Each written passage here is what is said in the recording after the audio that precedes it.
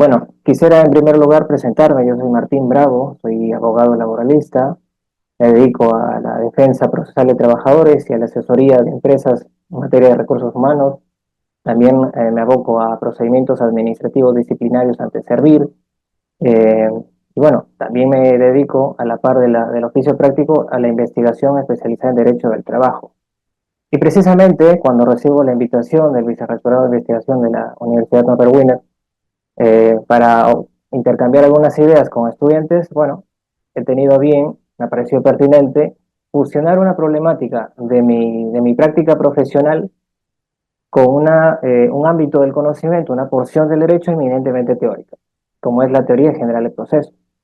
Es así que yo he seleccionado el procedimiento de despido, que veremos es un escenario muy problemático, pero también que se presta al ofrecimiento de muchas alternativas de solución, y también lo vamos a fusionar con la teoría general del proceso. Entonces se va a tratar de una conferencia de corte práctico, pero al tiempo de corte teórico. Y más que una conferencia, yo quisiera invitarles a que esto sea pues una estimulación para que ustedes puedan escucharme con atención, puedan recibir las ideas, pero una vez concluida mi participación puedan los conceptos más importantes que hayan podido recoger, bueno, profundizarlos académicamente, teóricamente, comprobarlos, ratificarlos y, de ser el caso, confirmar lo que yo les vengo a proponer, que al fin y al cabo es una teoría, o criticarla. En cualquier caso, si es un pensamiento autónomo, eh, será más que bienvenido. Samantha, si me podrías apoyar con la admisión de los nuevos usuarios para no estar dando clic. Así que bueno, vamos dando inicio a la presentación. Y evidentemente, si vamos a tratar del procedimiento de despido, tiene bastante sentido aproximarnos a lo que es el procedimiento de despido, desde una perspectiva no solamente descriptiva, sino fundamentalmente crítica. Y como ustedes leen en la lámina, para mí el procedimiento de despido es una rara avis en el ordenamiento jurídico peruano. Es decir, es un espécimen único en su tipo. No hay otro como el procedimiento de despido en nuestro ordenamiento. Y al menos son tres las razones por las que yo sostengo esto. Como primera medida, tengamos presente que el procedimiento de despido incluye a solo dos partes: la empresa empleadora y el trabajador. La primera de ellas funge de acusador y también de juzgador, hace las veces de juez y de parte. Esto es contraintuitivo, contranatural de lo que nosotros tenemos por entendido, que supone es un proceso propiamente dicho, en donde hay la participación de una parte acusadora, una parte acusada y una tercera parte, en principio imparcial, llamada a resolver la controversia, ¿no? El clásico modelo de la heterocomposición. En cambio, en el procedimiento de despido, no.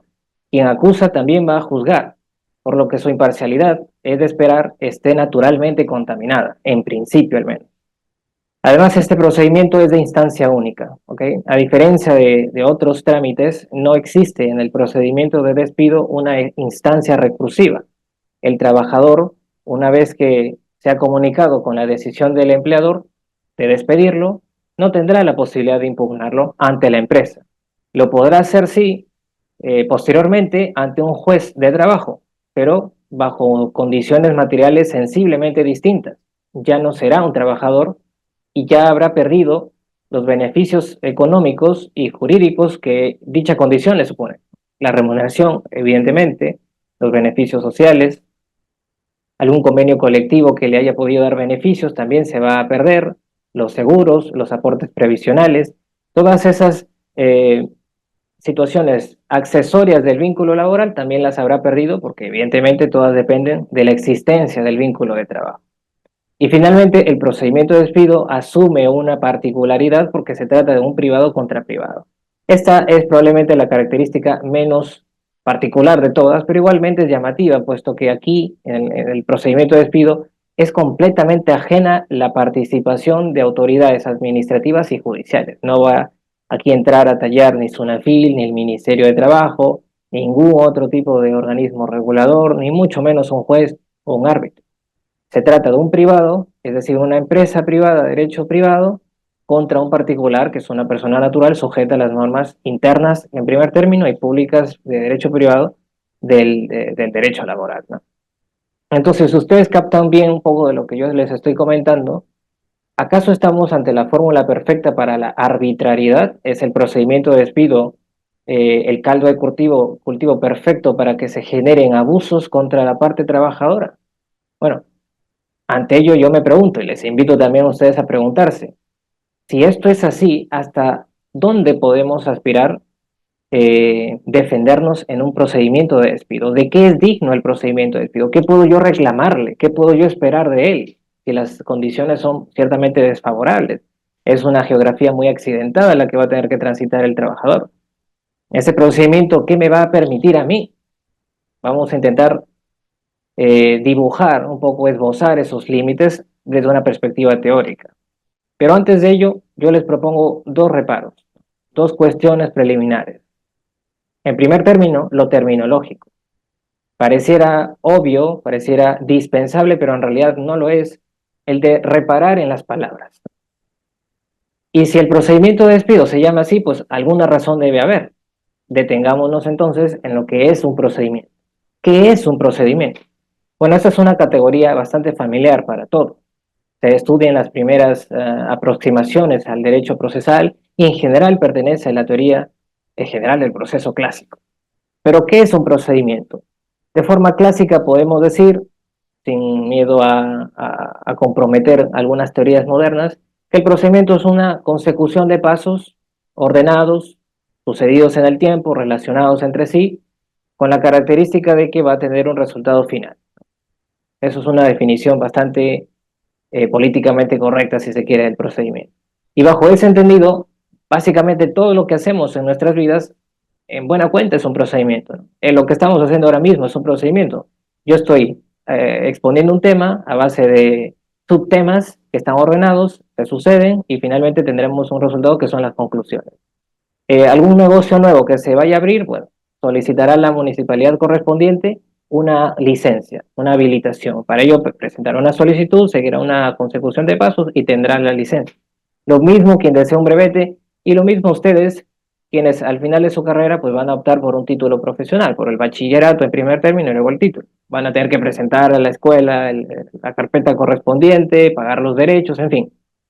Es una consecución de pasos hasta que finalmente se obtendrá un resultado final.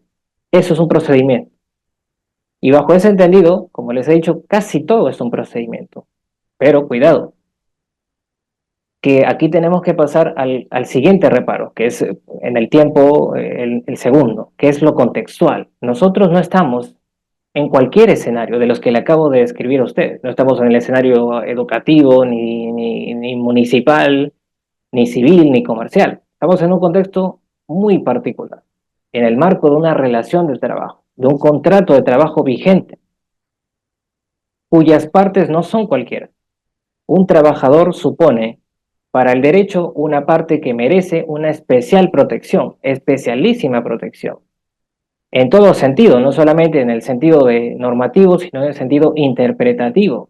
Entonces, definitivamente, y más aún al amparo del artículo 27 de la Constitución, que prevé un diseño eminentemente preventivo del abuso, es decir, del despido arbitrario, nos vemos obligados a entender el procedimiento desde otra perspectiva. No podemos asociarlo sin más a los que no son familiares, a los que pueden verse en sede municipal, en sede universitaria, en sede de cualquier tipo, evidentemente administrativa.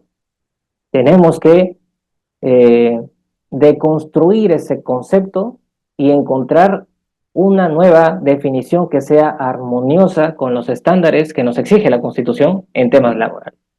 Y es aquí donde yo recurro, y les invito a ustedes también a que lo hagan, a la moderna teoría general del proceso.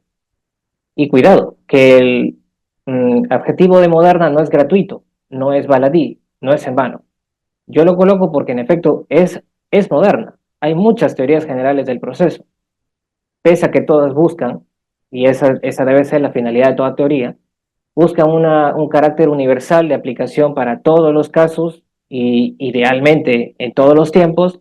Lo cierto es que hay muchas teorías generales, por lo que esta es una propuesta de entre muchas otras que hay ya y van a haber en el tiempo.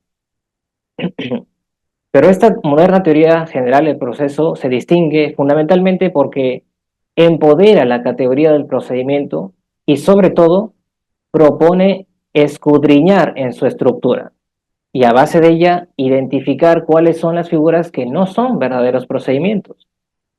En particular, la propuesta de Fazzolari, Elio Fazzolari es un jurista italiano que es recogido con mucha fecundidad por la doctrina brasileña que ahora mismo se está escribiendo y de forma muy tímida pero ya decidida también algunos profesores están recogiendo aquí en el Perú esta línea de pensamiento. Fazzolari distingue entre procedimiento propiamente dicho y el proceso. Y en los términos de Freddy Didier Jr., que es uno de sus discípulos de Brasil, se propone la siguiente distinción. El procedimiento, dice, es un acto complejo de formación sucesiva, porque es un conjunto de actos jurídicos, procesales, relacionados entre sí. Esta definición les acabo yo de mencionar, es exactamente lo que habíamos aceptado, que el procedimiento es una consecución de pasos relacionados entre sí, sucedidos en el tiempo, y que obtiene un resultado final. Y aquí viene lo novedoso. Se puede hablar del procedimiento, dice Didier Jr., con permiso de Fazzolari, como un género, del cual el proceso es tan solo una especie. En ese sentido, el proceso es el procedimiento, pero estructurado en contradictorio. La claridad de esta premisa me parece que es alta, pero igualmente yo la voy a interpretar, la voy a explicar para todos. El procedimiento, dice Fazzolari, y lo recogen los brasileños, es entonces una macrocategoría. Hay muchos procedimientos, como yo les acabo de mencionar, pero únicamente podremos estar hablando de proceso, de la categoría proceso, cuando en ese procedimiento, en ese trámite, en ese desarrollo, en esa burocracia, si se quiere, hay una estructura concreta que permita que ambas partes involucradas o que las partes que estén o que puedan estar involucradas estén en permanente confrontación, que sea un procedimiento estructurado en una base de contradicción, de dialéctica, de antagonía, de divergencia, donde exista ese desencuentro, estaremos hablando de un proceso. Y precisamente aquel procedimiento donde se prevea la posibilidad de contradicción es en realidad un proceso, según esta teoría. Ahora bien, dado que la estructura contradictoria, dado que esa geografía particular puede verificarse en cualquier lado, pensemos obviamente de forma prototípica en el proceso judicial donde yo postulo A y la contraparte va a contrapostularme B y esta va a ser una posición frontalmente distinta a la mía y permanentemente vamos a encontrarnos en esa pugna, en esa litis, precisamente en ese pleito judicial. Pero lo mismo va a suceder en la instancia arbitral. Bueno, pensemos en un arbitraje laboral. El sindicato va a desear que su pliego de reclamo sea admitido en todos sus términos, mientras que la contraparte, la empresa, va a postular su propia propuesta. Y las dos van a ser antagónicas. O prefieres la una o prefieres la otra. Lo mismo podremos estar pensando, por ejemplo, en un procedimiento administrativo disciplinario, los famosos PADs ante servir, que aunque se tramitan en la sede administrativa, se verifica completamente de forma muy tangible el contradictorio, ¿no? La institución imputa a través de una disposición de inicio al trabajador la comisión de una serie de presuntas conductas infractoras y este tendrá la posibilidad de defenderse, de contradecirlo, de absolver, de descargar esa posibilidad, esa geografía, ese diseño contradictorio justifica que todos los procedimientos que yo les he mencionado puedan ser calificados realmente como procesos. De esta suerte, dado que la estructura contradictoria puede verificarse en cualquier fuero, el proceso puede existir en la sede jurisdiccional, en la sede arbitral, negocial y, por supuesto, en el laboral. Y aquí es donde yo tengo que marcar la diferencia porque la moderna teoría general del proceso se aleja, y a mi juicio con razón, de los postulados de muchos académicos que aún imperan en nuestra Academia Nacional y que van a seguir apareciendo porque su autoría va a seguir siendo ratificada, pues altos tribunales los tienen bueno, como profesores. Entonces, si no se es capaz de hacer calar nueva doctrina en nuestras más altas esferas de la resolución judicial, dígase Tribunal Constitucional y Corte Suprema, pues estos entendimientos van a estar siempre distantes. Es cierto que hay un problema que es la barrera idiomática. Todo lo que yo les digo aún está escrito en portugués. La traducción aún es menor. Pero honestamente yo no hablo nada de portugués, pero la lectura es muy sencilla y no me ha resultado complejo entender con unas cuantas verificaciones de términos en Internet. Pero ¿qué dicen los clásicos? Los clásicos de la teoría general del proceso. Bueno, no. En principio dicen ellos que la categoría del procedimiento hay que someterla a un tratamiento distinto. Vamos a llevarla al sótano de nuestros conceptos. Es una categoría dispensable. En realidad, el procedimiento, como dice Falsaleri, es tan importante que de allí sale lo que es un proceso. Poco importa que uno realice en la sede administrativa, judicial. En realidad hay procesos en la sede administrativa como en la sede judicial. Dicen los clásicos, no, este proceso solamente tienen los jueces y procedimiento, bueno, los tribunales administrativos. Pero yo les pregunto, ¿cuál es la diferencia entre un juez y un árbitro? ¿Cuál es la diferencia entre un juez y una administración pública que te va a resolver un recurso de reconsideración? Ambos están dictando derecho. En ambas sedes hay jurisdicción. Etimológicamente hablando, jurisdicción es todo acto de decir derecho, de resolver conforme a derecho. Entonces, si una administración pública va a resolver sobre mí, no sé, yo soy un trabajador CAS y pido que me considere como indeterminado, van a hacer de mi petición un análisis y van a dictar si procede o no procede. Y eso se llama jurisdicción. Entonces, en sede administrativa, como en sede arbitral, como en sede jurisdiccional propiamente dice, hay jurisdicción. Entonces, no tiene ningún sentido rebajar al procedimiento a las instancias administrativas. Luego también dicen, no, sede administrativa solamente puede aspirar a una cosa decidida, mientras que la sede judicial sí puede tener una cosa juzgada, porque mientras que en una hay sentencia, en la otra no. Pues evidentemente, la existencia de una sentencia es privativa del fuero judicial, así está en la ley, pero no porque no existan sentencias en la sede administrativa no significa que las resoluciones puedan adquirir igual autoridad. Una resolución que no es impugnada dentro de los plazos respectivos adquirirá la cualidad de irreversibilidad, lo que es llamado la cosa decidida. ¿Por qué entonces estamos rebajando como si la cosa decidida fuese menor a la cosa juzgada? Y esto es un problema idiosincrático, esto es un problema de cultura jurídica. Y es por eso que estamos infestados de procesos judiciales, porque se menosprecia la instancia administrativa por estos entendimientos, porque se reduce el procedimiento a algo menor, a algo formal, a un saludo a la bandera. Pero si creyésemos en el procedimiento y le diésemos la autoridad que le corresponde, la carga de los juzgados sería muchísimo menor y y la idiosincrasia de los abogados también. ¿Y qué decir de las administraciones públicas? Pero bueno, continuamos. Entonces, bajo estos entendidos, llevemos esto a la práctica. En el procedimiento de despido, ¿se verifica el contradictorio? Pues recordemos, el empleador será quien imputa la falta. Ya hemos visto que es juez y parte, da igual en este sentido. Imputa la falta a un trabajador. El trabajador conoce la imputación y la va a absolver, evidentemente, desacreditando la comisión de esta falta, ¿no? Y declarándose no culpable o inocente. Y finalmente se va a resolver el procedimiento.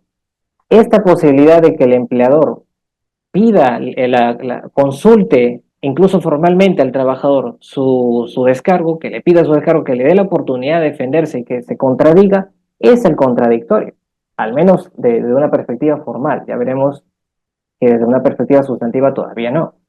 Pero hay las bases para que digamos que esta geografía es conforme con la estructura de un proceso, porque existe el contradictorio, ¿no? Por ello, concluyamos preliminarmente que el procedimiento de despido es por su clave estructural contradictoria, un proceso, un auténtico proceso. Y ustedes me van a decir, bueno, qué interesante, has cambiado una palabra por otra, pero en realidad las connotaciones, las implicancias, las repercusiones de esta determinación, que son teóricas, en el aspecto práctico son inmensas, puesto declarar un proceso, un procedimiento como proceso es un pasaporte a la tutela constitucional. Porque aquí, ya que somos un proceso, tenemos derecho a pedir que todas las garantías constitucionales del debido proceso se desplieguen a nuestro favor. Esa es la importancia de todo lo que les estoy proponiendo, que más allá de las elucubraciones académicas y estrictamente teóricas, tiene un impacto práctico, evidente, tangible, palpable. Y eso es algo que la academia siempre tiene que tener presente. No se puede investigar porque sí, porque me gusta escribir, me gusta leer, quiero ver publicado mi paper en la revista tal. eso no es más que alimentar el ego. Uno tiene que encontrar problemas prácticos y solucionarlos a través de la academia. Para eso existimos, para eso debería existir la publicación, para encontrar problemáticas del día a día, intentar darles una respuesta. Hay un comentario. Intentar darles una respuesta satisfactoria, lógica, con base científica. La ciencia del proceso existe ya desde el siglo XIX. Entonces, valgámonos de lo que ya tenemos para solucionar problemas del día a día. Y ya veremos cuáles son ese tipo de dilemas que al menos en terreno laboral tenemos con mucha y preocupante frecuencia. Ya que el procedimiento de despido realmente es un proceso, y debería llamarse proceso de despido, lo mismo que el procedimiento administrativo disciplinario es un proceso, no es un procedimiento común y corriente, tenemos derecho a exigir, el que somos el trabajador, todo el despliegue de las garantías constitucionales del debido proceso. Empecemos por la presunción de inocencia, una de las categorías que pese a su connotada frecuencia, connotada presencia en el ordenamiento, es probablemente la que más brille por su ausencia en los trámites disciplinarios laborales. La empresa básicamente comunica al trabajador a través de la imputación de cargos una serie de infracciones y espera los 6 días y espera los descargos y listo, se deshace del trabajador. O sea, básicamente es cumplir con la formalidad de la ley. Pero la presunción de inocencia exige realmente que esa persona a la que tú le estás dirigiendo una acusación se mantenga inocente hasta la verificación cabal de su responsabilidad. Y precisamente lo que les decía sobre el contradictorio, una de sus facetas es la formal, pero otra sustantiva, dice Villar Jr., es el poder de influir en quien me va a juzgar. No tiene ningún sentido tramitar un procedimiento si yo ya tengo predeterminada la conclusión del mismo. El trabajador tiene que tener la posibilidad de influir en quien le va a juzgar, en poder convencer, y esto se traduce, por supuesto, a que la empresa tiene que dejarse convencer, y esto va de la mano con la buena fe y el principio de veracidad. Ustedes, empresas, ¿qué quieren? ¿Sancionar sin más, deshacerse de este talento humano, o quieren sancionar legítimamente, que es completamente válido, es completamente legal? No estamos aquí en contra de las sanciones, estamos en contra de la mala fe para obtener a toda costa sanciones a veces irrazonables y desproporcionadas. También se deberá observar el principio de inmediatez. Esto es muy lógico. Una imputación no puede llegar luego de 3, 4 meses si la conducta infractora es menor. Pero esta inmediatez, por supuesto, debe leerse a la luz del principio de razonabilidad. Es cierto que habrá situaciones donde sí es admisible iniciar el trámite disciplinario mucho tiempo después, y también será admisible resolverlo con la misma distancia de tiempo. Complejidades hay muchas y por tanto hay que amparar cada una de ellas. Legalidad y tipicidad, dos categorías absolutamente claves en todo procedimiento sancionador. Legalidad, que lo que me vayas a imputar como falta esté expresamente previsto en la ley como tal y en las propias normativas internas. Cada vez más vemos una tendencia en la jurisprudencia de la Corte Suprema que para sancionar el quebrantamiento de la buena fe, que es el literal A del artículo 25, se hermane la imputación con la norma interna que se tenga aprobada al respecto.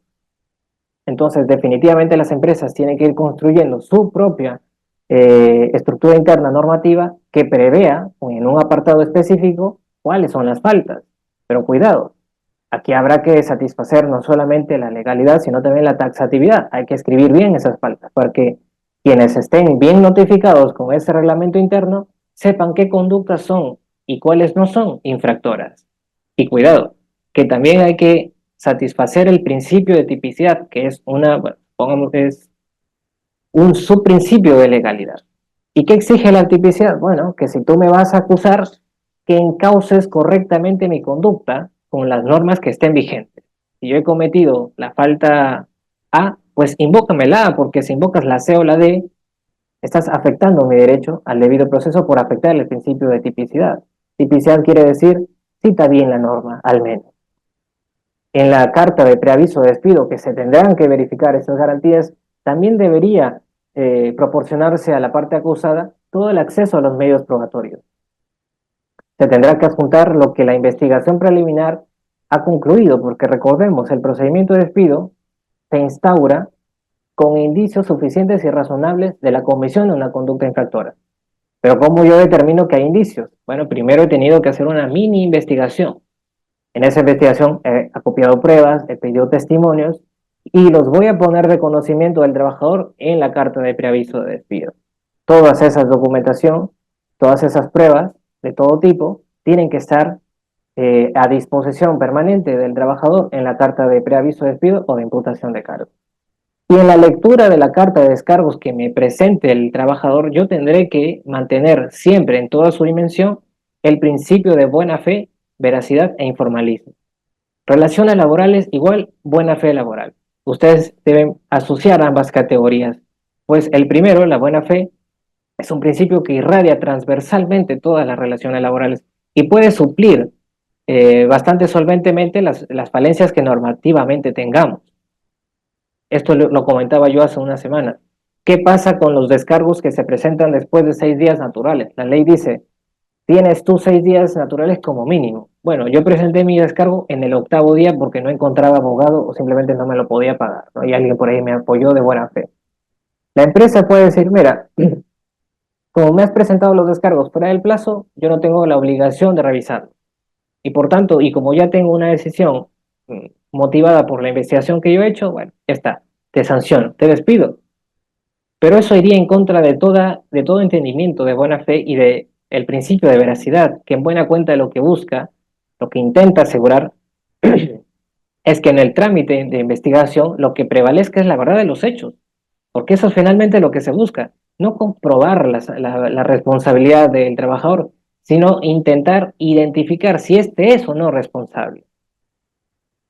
Entonces, yo decía en el comentario, sí, tu empresa, por estos principios, sí deberías analizar y valorar los descargos y las pruebas que ellas acompañen del trabajador, incluso si son extemporáneos, pues no hacerlo supondría afectar el principio de buena fe y el principio de veracidad, y además te estarías condenando porque sí o sí el trabajador, más aún si son pruebas trascendentes, va a ir al Poder Judicial, va a impugnar ese despido, veremos en qué forma, y va a conseguir una reposición o, de ser el caso, una indemnización, o incluso ambas al mismo tiempo.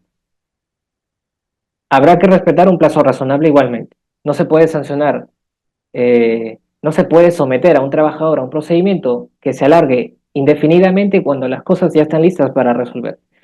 No olvidemos, señores, que el trabajador que se ve sometido a una investigación disciplinaria se ve sometido también a fuertes cantidades de estrés, de angustia, de preocupación. Se encuentra expectante qué va a pasar con su derecho al trabajo. Por supuesto, si hay responsabilidad de por medio, estará más o menos justificado, pero no por ello se justifica un procedimiento que dure meses. Además que la inmediatez también lo impide. La motivación de las resoluciones administrativas, como la carta de despido. La carta de despido, por muy acto privado que sea, por muy documento privado que sea, como se genera en el marco de un proceso, tiene derecho, o mejor dicho, tiene la aptitud para gozar de todas las bondades de la debida motivación. Entonces la empresa tendrá que decir por qué los descargos no han cumplido con desacreditar la imputación, por qué los descargos no han cumplido con demostrar la no culpabilidad o inocencia de la parte acusada. Tendrá también que valorar cada prueba incorporada por el trabajador y en función de ello, bueno, justificar la medida disciplinaria a imponer. Y si se impone una, principio ne bis in idem, justificará que luego ya no se puede imponer una después. Si yo he sancionado, supongamos, con una amonestación, luego no puedo reabrir ese trámite porque ahora se me antojó, pues, suspenderlo. Incluso si la medida hubiese sido correcta en cuanto a suspensión, bueno, ya se hizo una vez. No se pueden sancionar dos veces por el mismo hecho. Y como última medida, aunque ciertamente el principio, el derecho al debido proceso como derecho continente abarca muchas más y tiene una vocación expansiva, a mí me gusta siempre hablar de la proporcionalidad y razonabilidad, lo que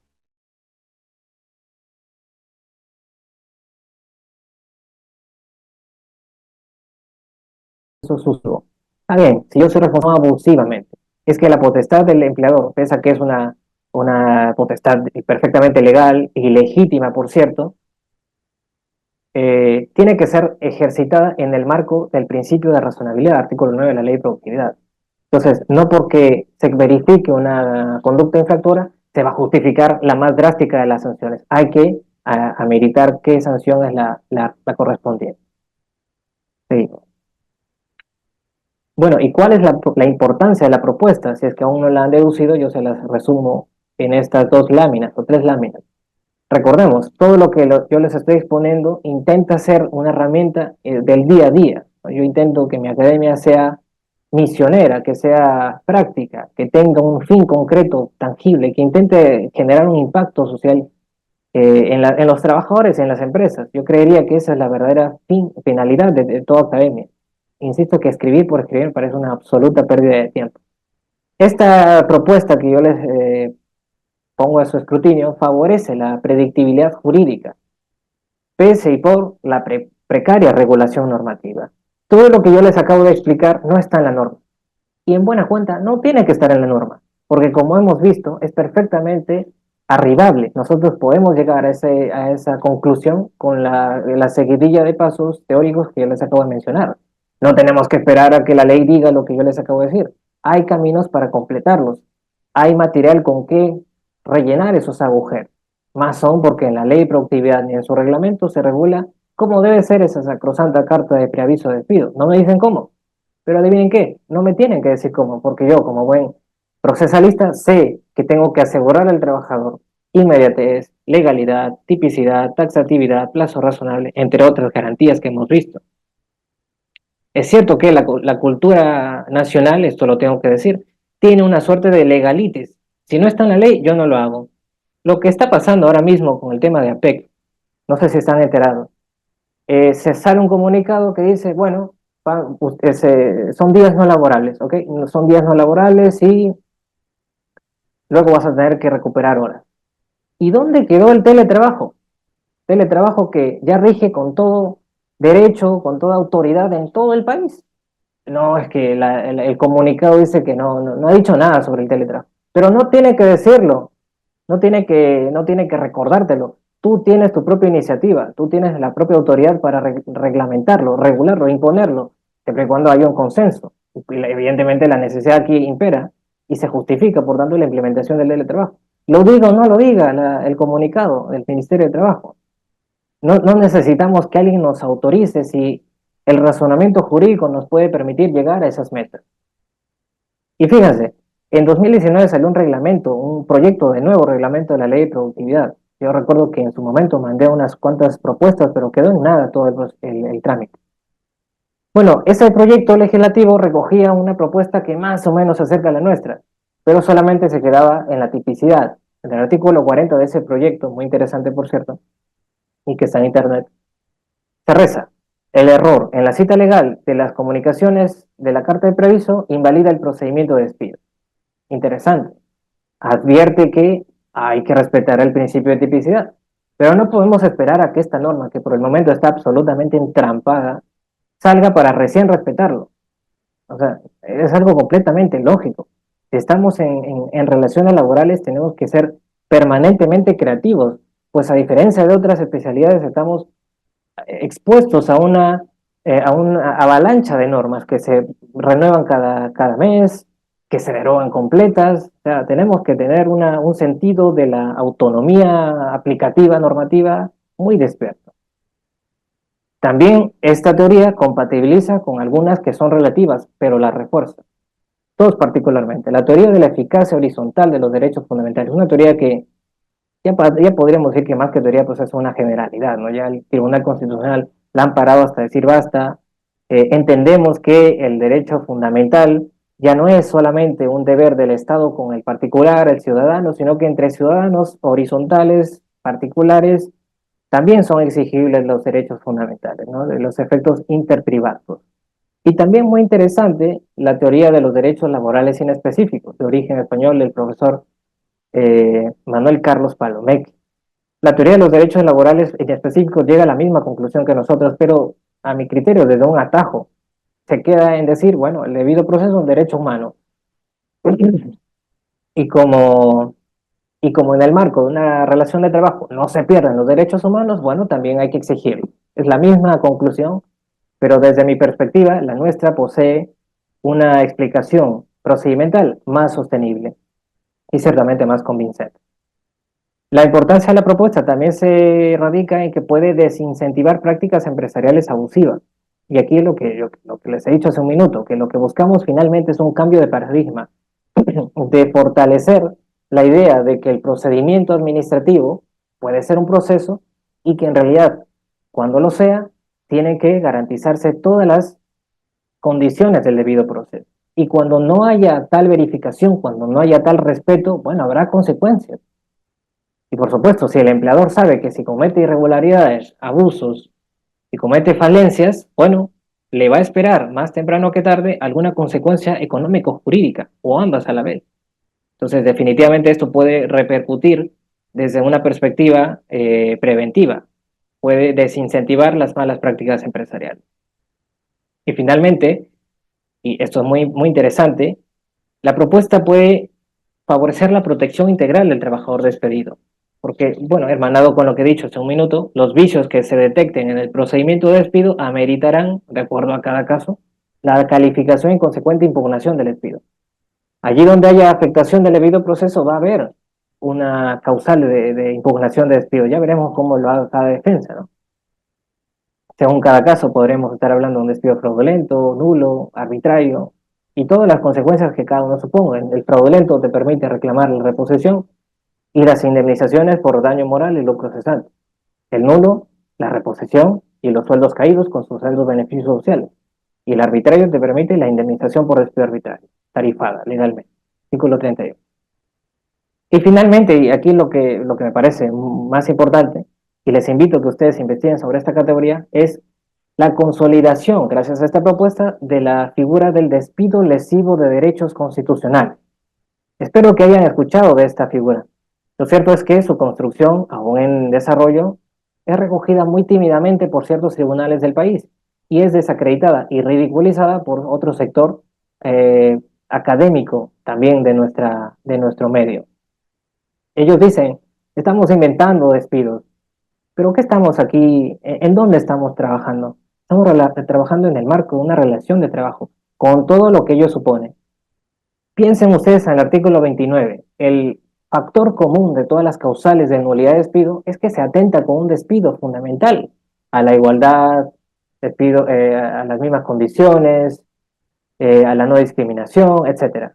Todas esas vulneraciones encuentran su punto en común, yo les digo, su factor común, su punto en similitud, en que todas afectan a un derecho fundamental. Y el debido proceso, como lo reconocen los españoles, es un derecho fundamental inespecífico, pero sigue siendo derecho fundamental.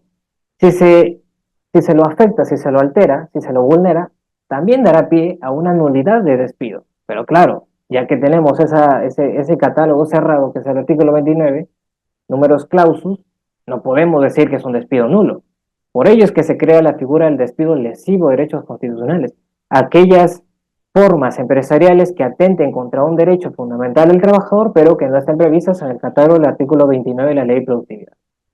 Y si ustedes entienden bien, si la consecuencia de vulnerar un derecho fundamental es la nulidad del acto jurídico, pues entonces las consecuencias del despido lesivo también lo serán. Yo tuve oportunidad de compartir hace algunos años ya una presentación sobre este despido y concluí que la reparación económica debe ser la misma que a los despidos nulos. Pero claro, una cosa es explicarlo y otra cosa es que los tribunales lo vayan acogiendo. Muy tímidamente yo he tenido dos pronunciamientos al respecto y vamos ganando terreno poco a poco. Si tienes alguna duda o requerimiento de información, a lo mejor también puedes pedírmela. Viviana. Ah, Viviana, sí, Buenas tardes, doctor. ¿Me escucha? sí, le Sí, ¿verdad? escucho. Bueno, lo que yo quería es si es que puede explicar de nuevo lo que se trata sobre despidos lesivos de derechos constitucionales. Por favor. Sí, voy a compartir de nuevo, aunque... Ah, sí, no. Vamos a ver. Tengamos presente el artículo 29 de la Ley de Productividad, ¿no? Que recoge los supuestos de nulidad de despido. Es muy interesante analizar esta problemática desde la teoría de la nulidad de los actos jurídicos. Les recomiendo que se aproximen así. ¿Ok? ¿Qué justifica la nulidad del despido? Pues una contravención insalvable al derecho. Y en este caso la empresa ha vulnerado un derecho fundamental del trabajador. La ley entiende que eso es lo peor que puedes hacer y por tanto la única solución es retrotraer todo hasta el momento previo.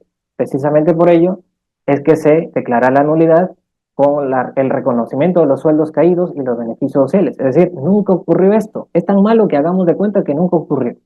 Muy bien. Entonces, cada una de las causales de nulidad tiene su propia explicación, pero al fin y al cabo todas encuentran su punto en común en que todas han sido causadas por una vulneración a un derecho fundamental. Llevemos este entendimiento preliminar a algo más allá, supongamos, el derecho al debido proceso, propiamente como tal, no está en ese catálogo del artículo 29. ¿Y qué pasa? Yo digo, oye, pero es un derecho fundamental. Si es un derecho fundamental y me lo han vulnerado, ¿por qué entonces no lo anulamos? Ah, no, no podemos anularlo porque el artículo 29 no lo prevé. Es un numerus clausus. El principio de legalidad me impide invocar esa normativa. Entonces, ciertamente nos encontramos ante una insuficiencia de la norma que expone al trabajador a una indefensión, porque los dos trabajadores de un despido, uno nulo y el otro lesivo, han sufrido la misma agresión a un derecho fundamental. La diferencia está en que a uno le han vulnerado un derecho que está recogido en el 29 y el otro no. ¿Acaso el que sí tiene el caso regulado en la norma merece mejor protección que el otro? Evidentemente no. Entonces, ante esa insuficiencia normativa, es que doctrinariamente se va creando la figura del despido lesivo de derechos constitucionales, que es lo mismo que el despido nulo, pero que se aplica en todos aquellos supuestos que ya no entra el despido nulo, porque el despido nulo tiene una caja insalvable, una caja insuperable que se llama artículo 29, con todas sus causales. Cuando se superen las causales, la única solución que tú tienes es ir por el despido lesivo de derechos constitucionales. Yo les recomendaría, si es que ya practican, que lo postulen de forma acumulada, porque si lo llevan como su única propuesta, se enfrentan pues a la judicatura que no siempre es abierta y pueden sufrir por allí derrotas. Llévenlo como una pretensión subordinada y prueben suerte, ¿no? Poco a poco. ¿Quedó claro? Eh, Sí, doctor. Sí, doctor, y muchas gracias. Facundo Aliaga también nos hace Y nos doctor, pide buenas permiso. tardes. ¿Qué Buenas tal, tardes, Facundo? doctor. Gracias por la exposición. Y me generó, realmente me quedé un poquito con la duda, no le entendí la parte que mencionó usted cuando el empleador no superada el plazo para hacer el descargo, recibe de manera extemporánea el descargo del trabajador. De alguna manera mi consulta va en el sentido de que por ejemplo, si transcurrió un día o fue un día siguiente, porque el día fue domingo y la notificación del empleador fue, inclusive la notificación del empleador fue vía correo, vía correo electrónico, ¿hay alguna manera de contradecir esa acción del empleador en el sentido de que no ha guardado de alguna manera el debido respeto al proceso, ¿no? Pasó un día porque no me recibiste la notificación, que fue domingo, y ahí le aplicaron finalmente el despido a la persona, ¿no? Entonces, no sé si podría ampliar ahí. Gracias. Gracias, Facundo, por la pregunta. Bueno, lo que les comentaba es una propuesta mía, ¿no? La ley es clara, dice, tú antes de despedir, dale una posibilidad de defenderse.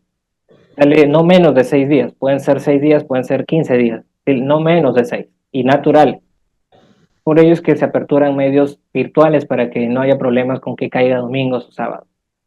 Pero ¿qué pasa cuando el trabajador, como lo comentaba en la ponencia, bueno, se le va el plazo, se le va el plazo, bien notificado, eso sí. Se le fue el plazo porque no tenía los medios para agenciarse de un abogado o no sabía cómo actuar o tiene problemas de afrontar problemas o situaciones problemáticas. En fin, se le va el plazo. Eso significa ya que la empresa se siente habilitada, legitimada para imponer sin más el despido o la medida disciplinaria que tenga a bien imponer. Pues desde mi perspectiva, no. Habrá quien diga que sí, Facundo. Habrá alguien que diga, oye, claro que sí, pero estás limitando el derecho a sancionar. Y puede que tenga también razón porque ellos están valiéndose de la norma. La norma dice, dale no menos de 6 días. Pero aquí vienen las propuestas que yo les he traído. El trabajador dirá en el séptimo día, en el octavo día, oiga, está bien, se me dio el plazo, pero tú lo que quieres hacer para conmigo no es sancionarme, es investigarme. Y si es que a partir de tu investigación determina responsabilidad, bueno, me vas a sancionar.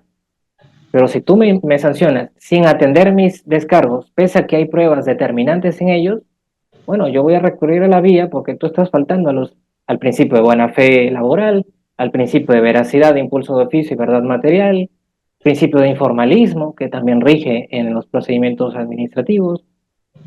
Entonces, si nosotros empoderamos a la sede administrativa y le hacemos digna de todas las garantías constitucionales, es posible exigirle a la empresa en esos escenarios que valoren nuestros descargos.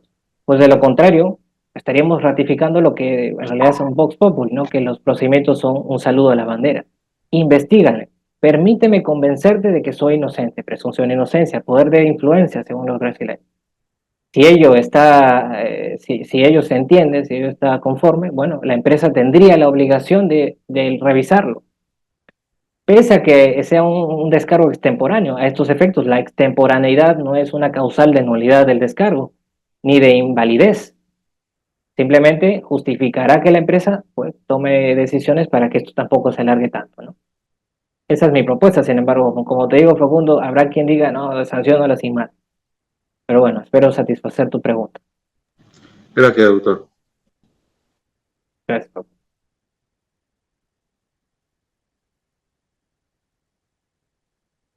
Como le decía a Facundo, todos, aunque tiene apariencia de sentido, no es el estándar. Hay sectores, fundamentalmente del otro lado de la orilla, digamos, que dirán todo lo contrario, ¿no? Dirán que las mías son construcciones ilegítimas, pero es así. El derecho laboral exige creatividad. Bueno, la práctica del derecho laboral exige creatividad para encontrar soluciones a problemas cotidianos. Por supuesto, no vamos a ser temerarios. Tenemos que sustentarnos en normas vigentes, en teorías vigentes, y poco a poco ir calando nuevas ideas a nuestra escena. No podemos quedarnos con definiciones de la década de los 80, 70, cuando en realidad hay nuevas y frescas teorías que en nuestro contexto son de muy amplia aplicabilidad. Tal vez hay alguna otra pregunta o tal vez ya vamos concluyendo. Luis Carvalho Cavallini, ¿cómo está? Luis Carvalho, que lo conozco de LinkedIn, me parece. Doctor, muy buenas tardes. No sé si me escucha. Se te escucha claro, Luis, ¿cómo le va? Doctor Bravo, muchísimas gracias por su ponencia. Ha estado muy ilustrativa, muy precisa y comparto lo que usted refiere en el tema de los días naturales.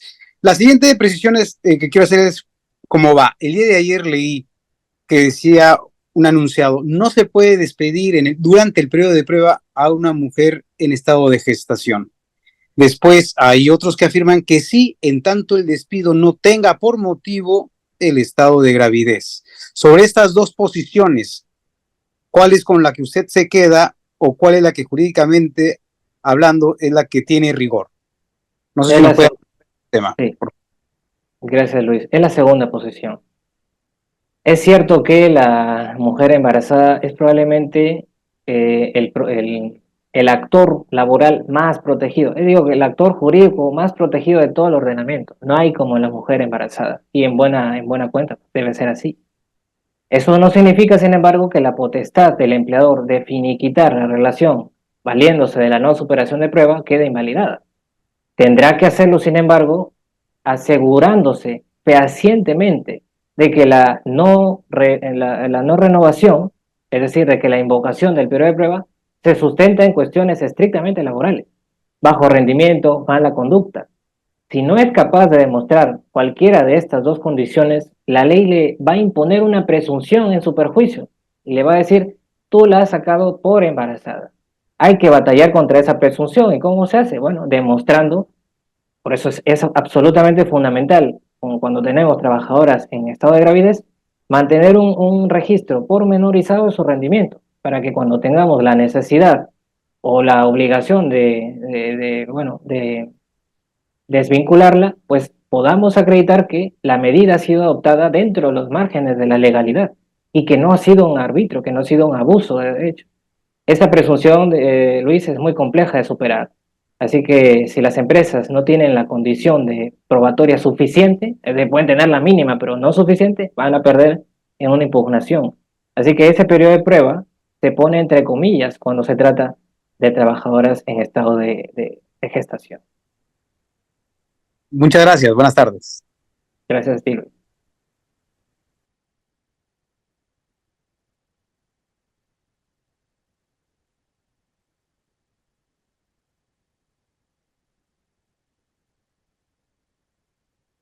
Bueno, ya casi cumplimos la hora.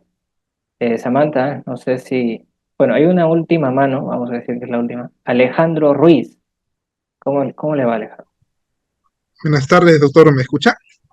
Escucho bien. ¿Cómo estás? Sí, ¿qué tal? Sí, me quedó una duda respecto a lo que usted mencionó sobre la información que dio el Ministerio por la PEC, ¿no? En el cual se decretaban como 4 días feriados, feriados con recuperación, claro. Pero sin embargo, como usted menciona, las empresas no han utilizado como lo que ya nos ha sucedido en plena pandemia con la constitución, como es el teletrabajo. Y sin embargo, lo están diciendo como para recuperar. En este caso, nosotros como trabajadores, prácticamente, ¿qué acciones podríamos tomar como para decir, no, mira, si nos puede dar la facilidad de teletrabajo para poder agilizar y que no se nos complique mucho en nuestra vida laboral, ¿no?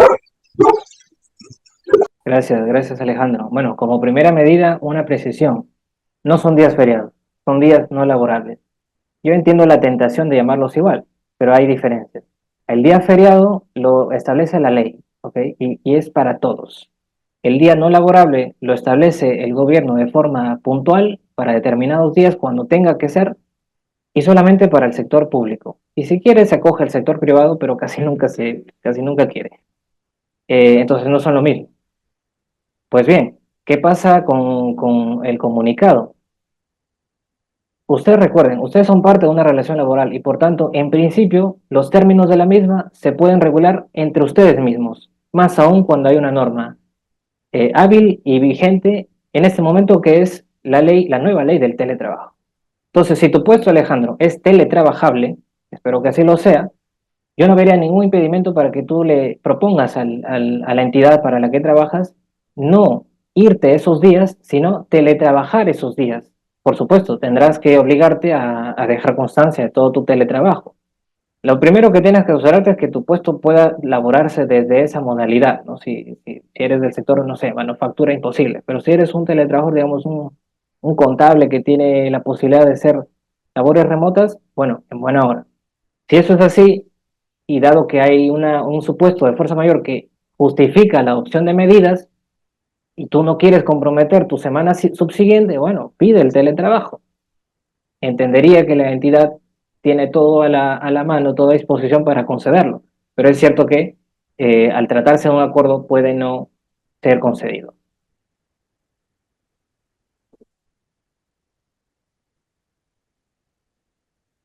¿Todo conforme, Alejandro? Sí, doctor, gracias. Gracias por su conexión. Es importante recordar esto, ¿no? Porque no porque un comunicado te lo diga o no te lo diga, tú tienes el permiso de pedir. Yo tengo el derecho a pedir el teletrabajo. No tengo el derecho a hacer teletrabajo, pero sí a pedirlo. Y si lo justifico y si lo sustento, y evidentemente hay justificativo en el contexto regional, la concesión sería lógica. Pero claro, las entidades, desafortunadamente, Alejandro, pueden que estén esperando ese permiso de arriba. Y como no lo han dado, bueno, ellas se sienten un poco temerosas. Pero bueno, es lo que hay. Bueno, ahora sí, Samantha, ¿me confirmas para ir concluyendo la presentación? O quien esté conectado.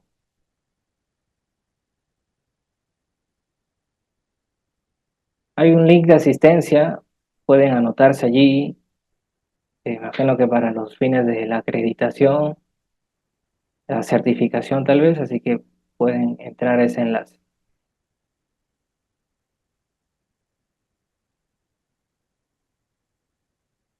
Bueno, vamos a ir concluyendo. Yo les invito, por supuesto, antes quiero agradecerles por la atención en esta hora. Me ha gustado mucho compartir ideas. Espero que algunos de los conceptos que yo he deslizado, les invito a ustedes a pensar por su cuenta autónomamente respecto de ellos.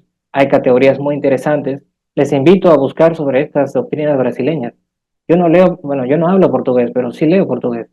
Es muy fácil, inténtenlo. Van a darse cuenta que hay un mundo de conocimientos a nuestra disposición. Y lo mismo me imagino con italiano, bueno, ya no les voy a decir con francés, pero inténtenlo. Que la barrera idiomática no sea un problema. Hay categorías muy interesantes. Hemos visto el despido lesivo de derechos constitucionales, principio de debido proceso sustantivo, muy interesante. Investíguenlos por su cuenta, lleguen a conclusiones. eh, y aquí voy a compartir mi canal de WhatsApp. Ustedes pueden ingresar allí, ser parte de la discusión laboral. Es gratuito, comparto cosas muy interesantes. Será grandioso compartir allí.